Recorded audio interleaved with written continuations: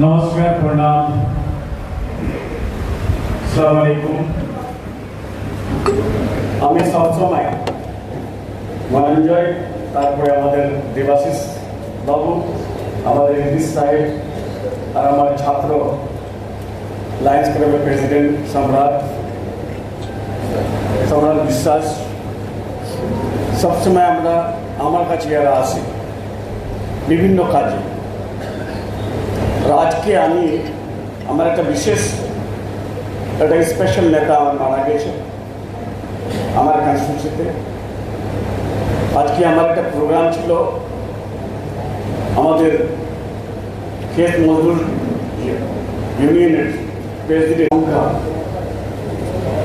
আমাদের জেলাতে বোধ হয় প্রায় 8,000 না 8,000 small T growed association members. 8,000 लोग तो एखे आसबे ना।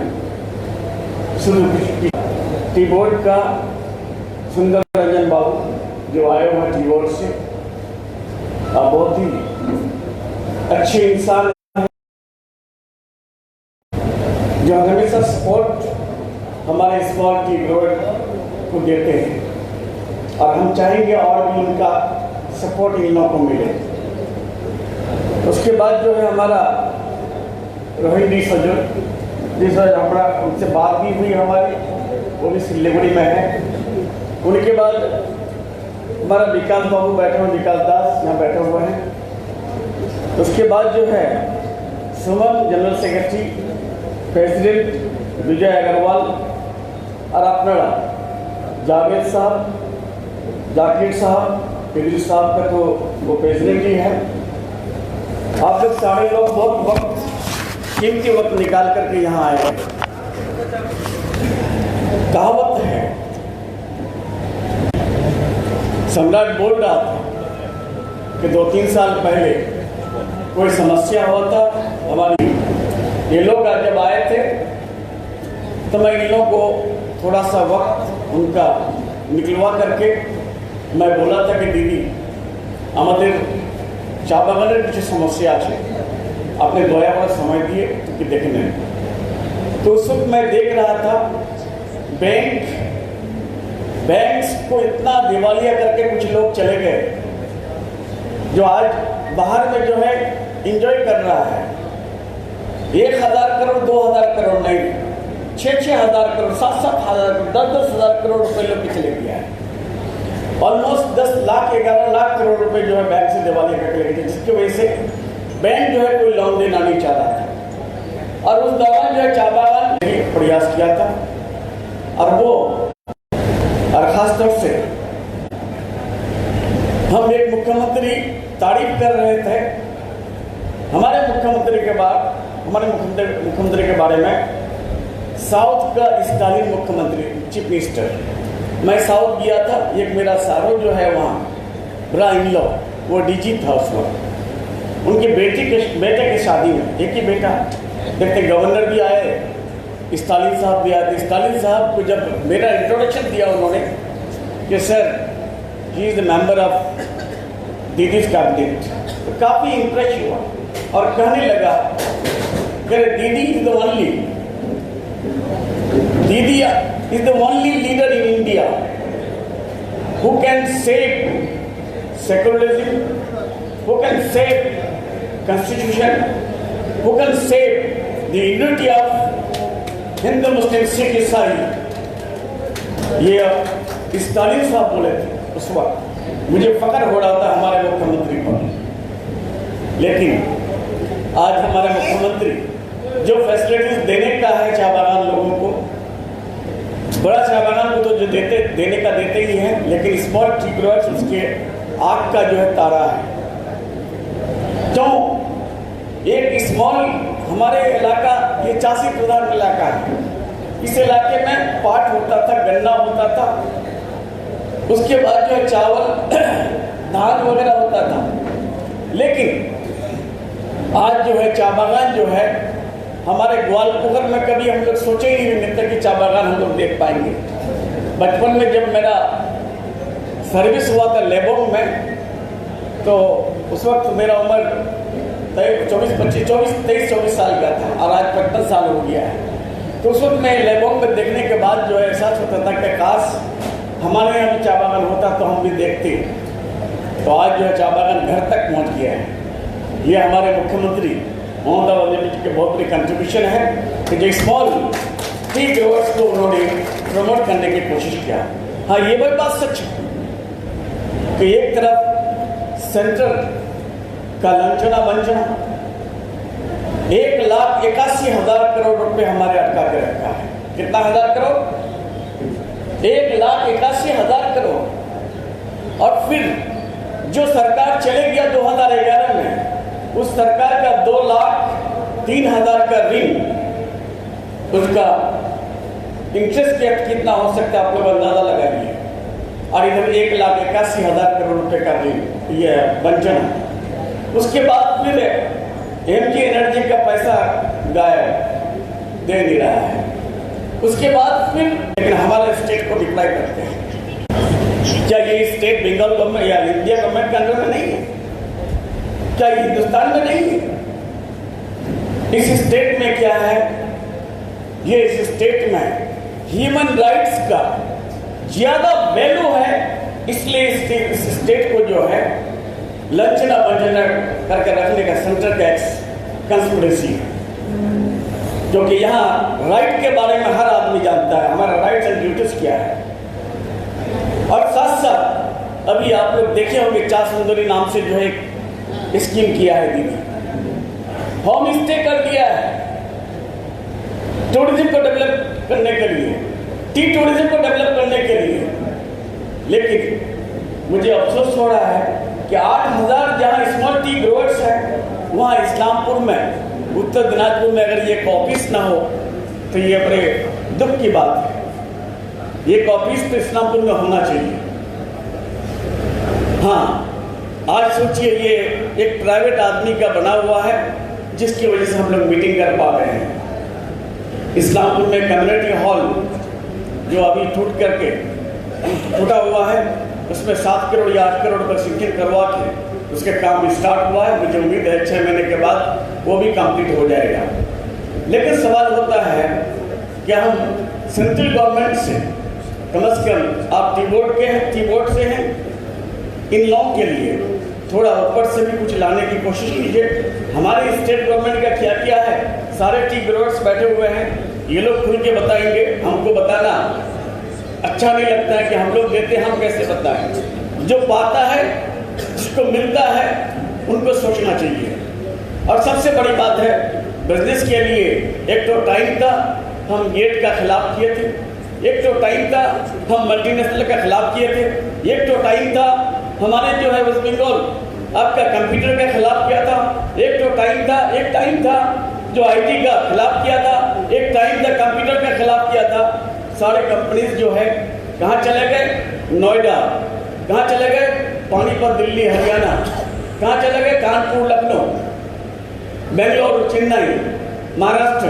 हमारे बंगाल में जो है हम लोग कोई कंपनी को आने दिए नहीं उस वक्त, जिनकी वजह से हमारा बिजनेस जो है, और यहाँ की जो कंपनियाँ थी पहले से, और माना जाता है इंडिपेंडेंस से प्री इंडिपेंडेंस, अगर इंडिपेंडेंस से पहले देखा जाए तो हिंदुस्तान का नहीं पूरे दुनिया का हब जो है, बिजनेस का हब कलकत्ता होता था, मुर्शिदाबाद होता था। जब आज से 300 साल पहले जीडीपी जो होता था कितना?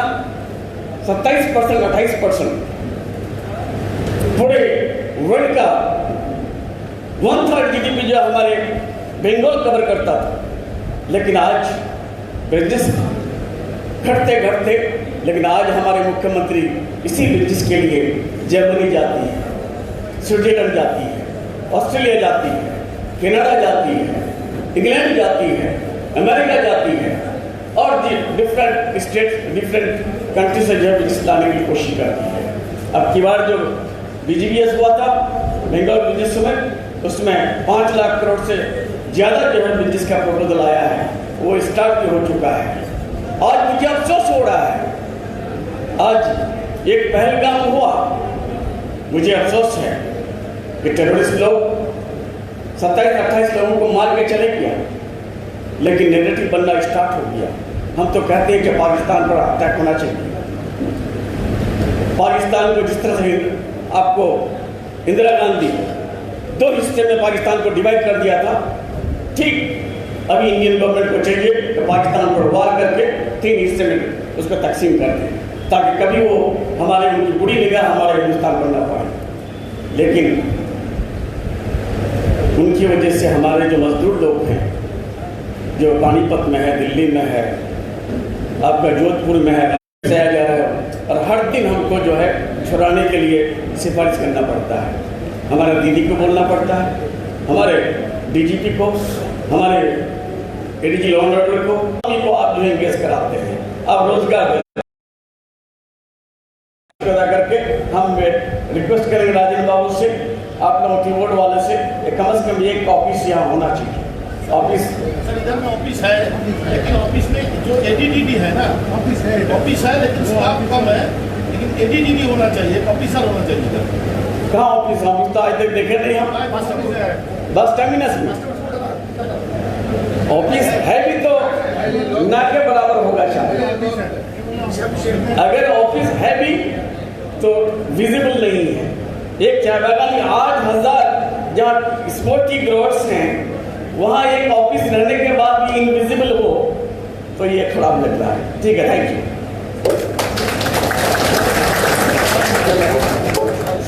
Thank you so much sir के आपको धन्यवाद জানাই। ठीक है Rajendra Babu, thank you. Honourable minister for non conventional and renewable energy resources.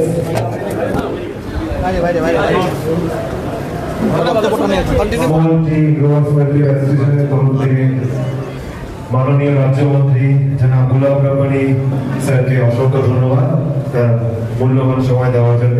এবার আমি guest of honour director of কিমো sir S Sundararajan, I would like to request Mr. S. Sundararajan sir, please. Washroom के लिए वॉशरूम। सबको नमस्कार। एकदम रिकॉर्डेड नाउ ना, recorded now. Honourable minister Shri Ghulam Rabbani ji, president Uttar Dinajpur small business association, general secretary Sister President Vijay Gujral, and all the dignitaries of the dais and small tea grower friends, सबको नमस्कार। मेरा भाषा हिंदी थोड़ा थोड़ा आता है, हम हिंदी में बोल सकता है, थोड़ा इंग्लिश आता है। तो हम बहुत खुश हैं इधर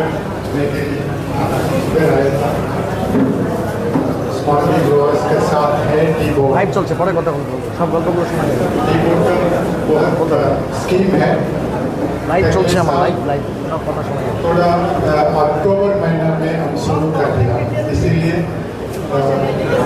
बेनिफिट थोड़ा कम मिलता।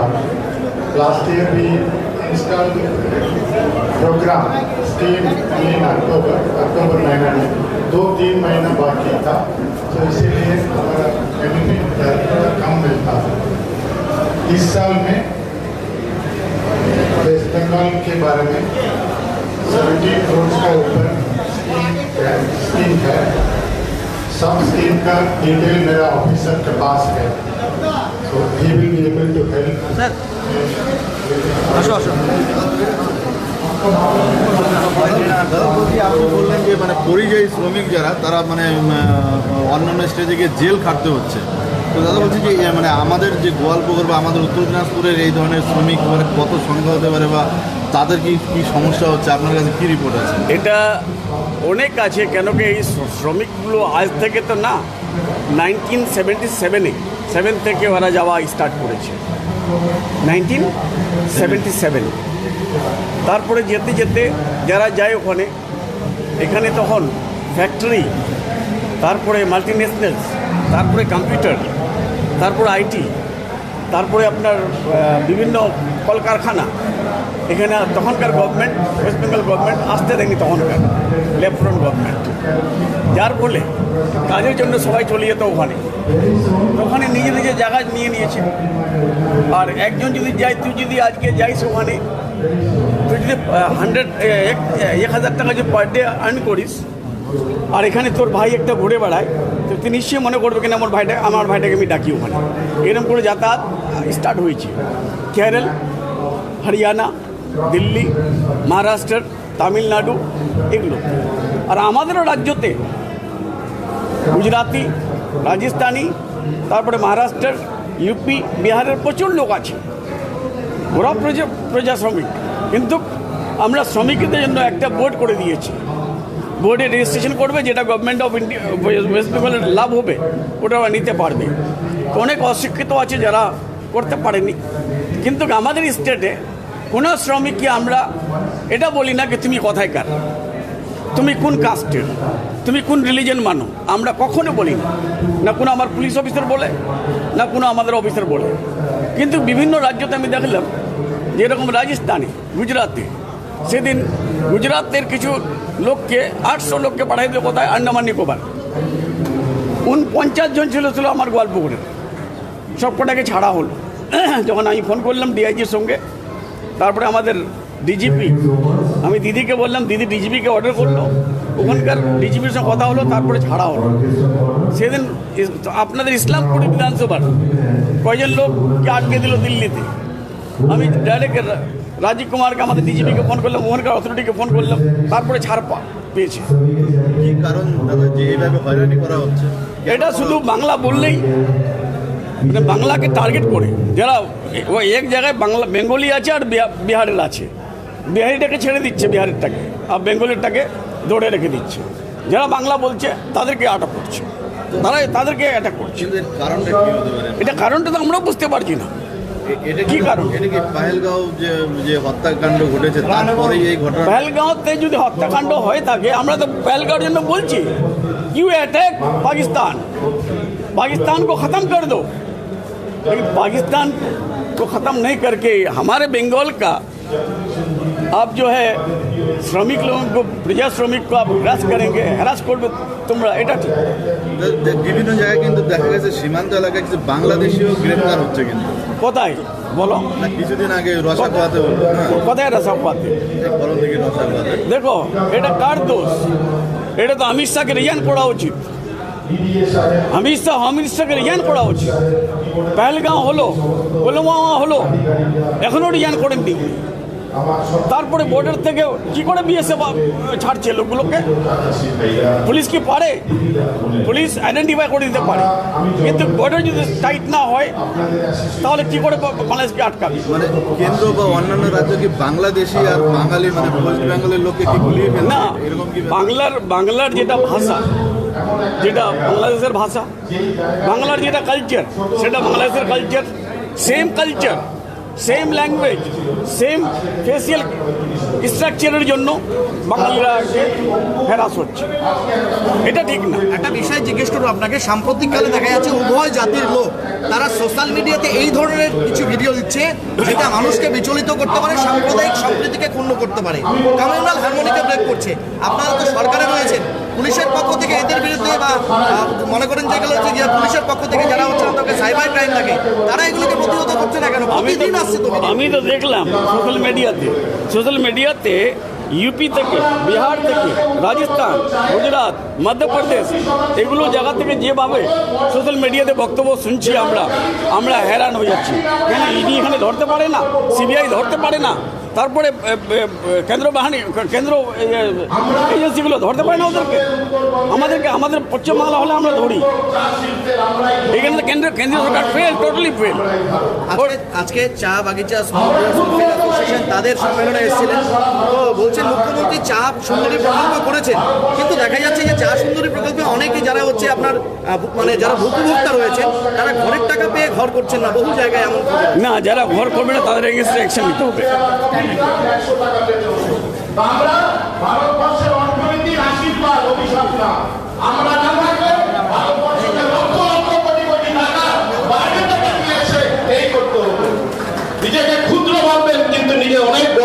করছেন নিজের সম্মান নিয়ে।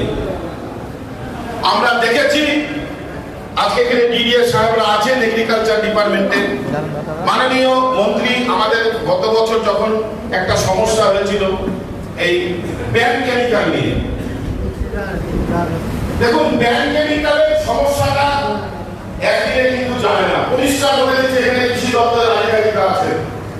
আপনারা যে আজকে গাড়ি চালাচ্ছেন, যে গাড়ি চালায় BS1 ছিল, BS1 থেকে BS3 হতে কতদিন লেগেছে? 8-9 বছর লেগেছে সরকারের। আপনি স্মল ওয়ার্ল্ডে টার্গেট করে শুধু বলবেন আপনারা যে আমরাই শুধু বলে ব্যান কেমিক্যাল ইউজ করি, এটা ভুল ধারণা। আপনি বড় বাগানের আমি বিল দেখাবো, গত 7 দিন আগে বড় বাগানের মনোসিল বিল হয়েছে, অ্যাসিড বিল হয়েছে, আর নাম দেওয়া হয় স্মল বিল ওয়াটার। কেন হবে এই জিনিসটা? কেন হবে এই জিনিসটা? একটা চক্র যাচ্ছে যে স্মল ওয়ার্ল্ডকে এইসব নাম দিয়ে স্মল ওয়ার্ল্ড বন্ধ হয়ে যায়। Small world